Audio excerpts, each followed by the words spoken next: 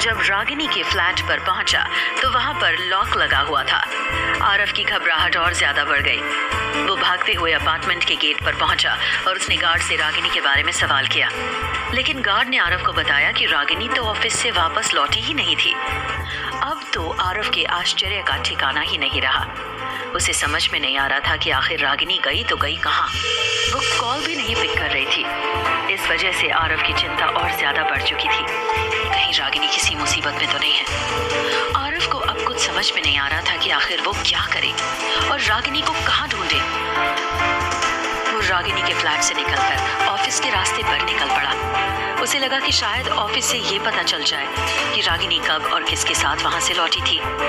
तब उसके बारे में पता लगाना आसान हो जाएगा, वरना उसके बाद आरव ने पुलिस को इन्फॉर्म करने का भी फैसला ले लिया था। अब तक रात के करीब 11 बज चुके थे।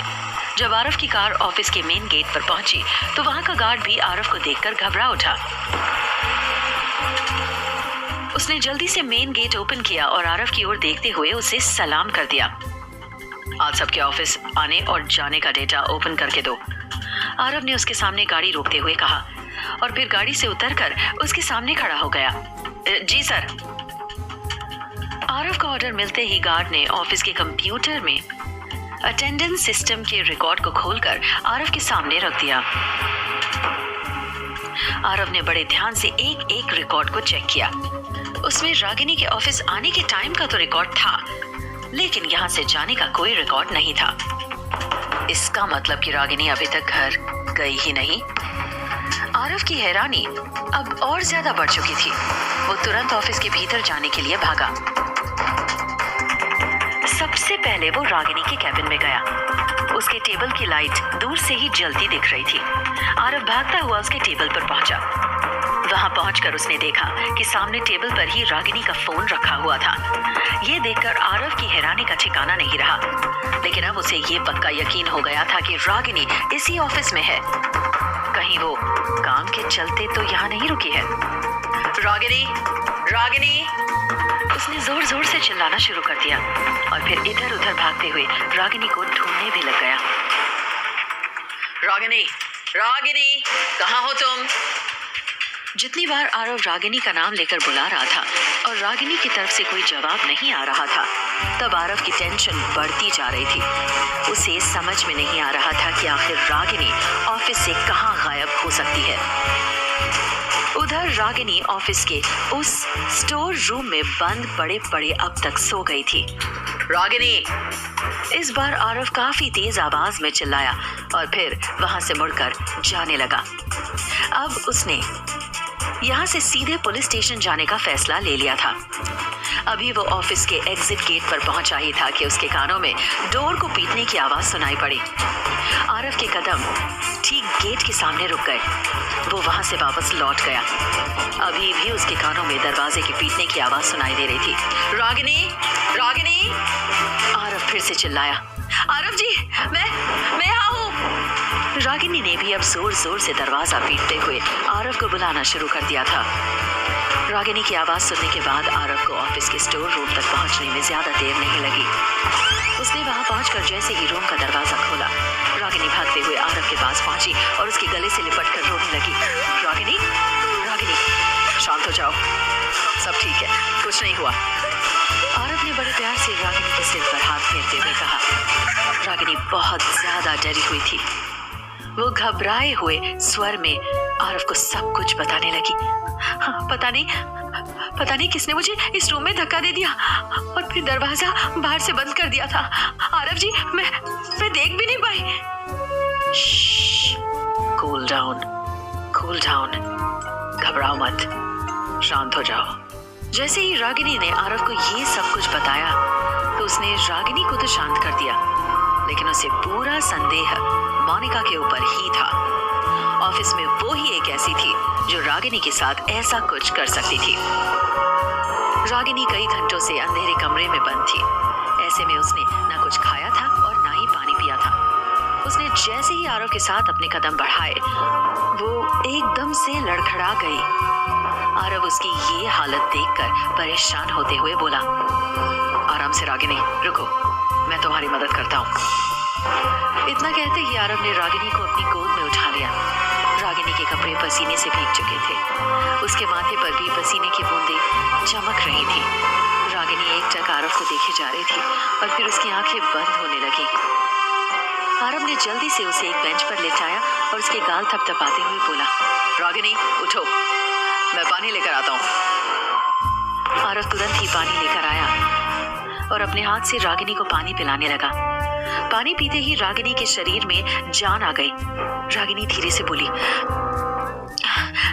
थैंक्स आरव जी। आरव ने बड़े प्यार से रागिनी को संभाला और फिर उसे उसके घर छोड़ने के लिए निकल गया।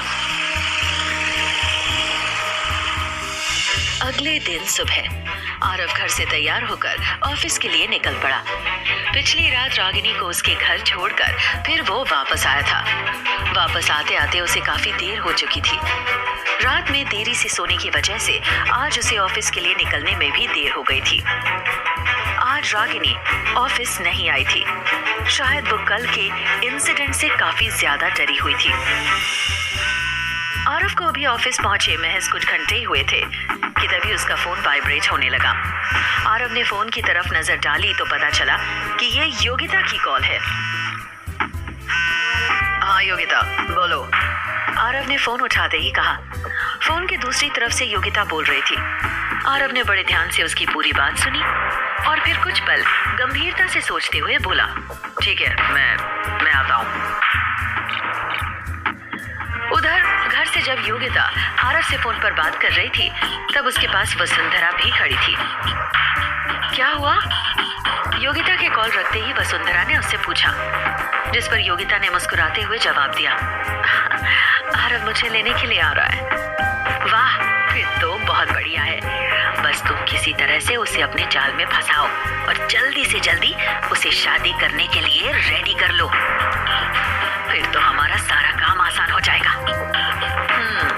आंटी जी, बस आप अब शादी की तैयारी शुरू कर दीजिए। बहुत जल्द आरव मेरा होने वाला है।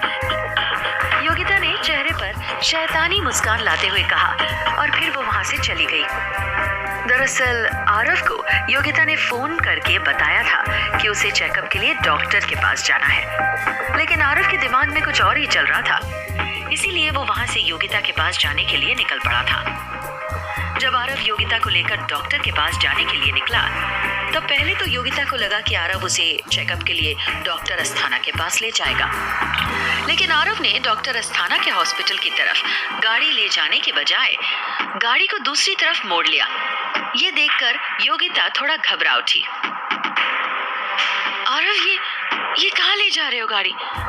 डॉक्टर अस्थाना की क्लिनिक तो इस रोड पर है ना? योगिता ने परेशान होते हुए कहा। लेकिन हम डॉक्टर अस्थाना के पास नहीं, किसी और डॉक्टर के पास जा रहे हैं। आरव ने गाड़ी का स्टीयरिंग दूसरे डायरेक्शन में घुमाते हुए कहा। किसी और डॉक्टर के पास? लेकिन क्यों? किसी और के पास क्यों? मेरा चेकअप तो डॉक्टर अस्थाना कर रहे थे ना? हाँ, तो क्या हो गया? अब कोई और कर लेगा चेकअप? आरव ने बड़े ध्यान से योगिता की आंखों में देखते हुए कहा। कोई प्रॉब्लम है क्या? नहीं, कोई प्रॉब्लम नहीं है। मैं तो बस यूं ही।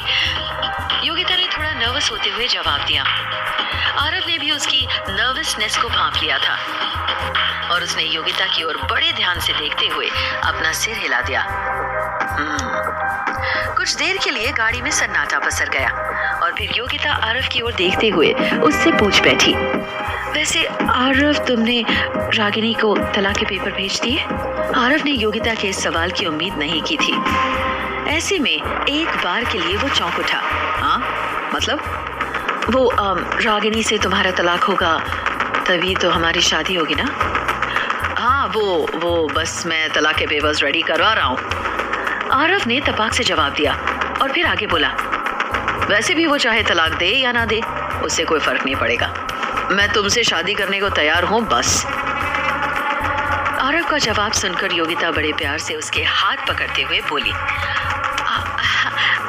Aarav, I love you so much. तुम्हें नहीं पता है कि मैंने इस दिन का कितना इंतजार किया है।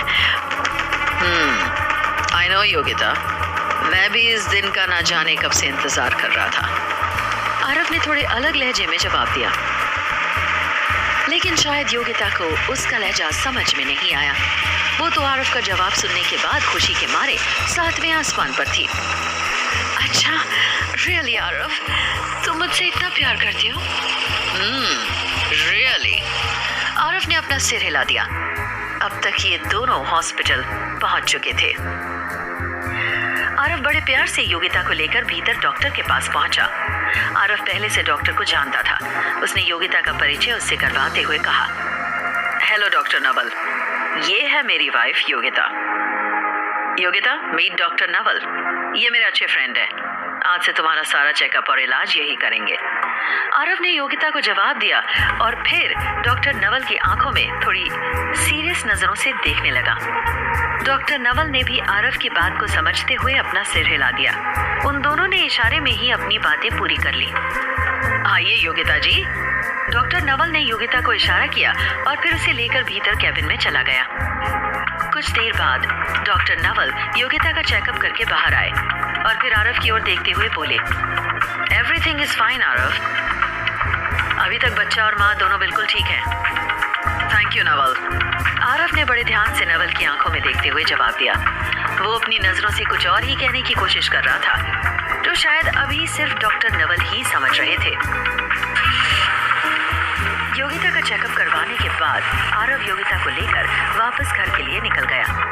योगिता की खुशी उसके चेहरे पर साफ जाहिर हो रही थी, जबकि आरव के चेहरे पर इस वक्त तनाव की कुछ लकीरें साफ नजर आ रही थी। आखिर क्या है आरव और डॉक्टर नवल की दोस्ती का राज, और क्या अब आरव देगा रागिनी को तलाक? जानने के लिए सुनिए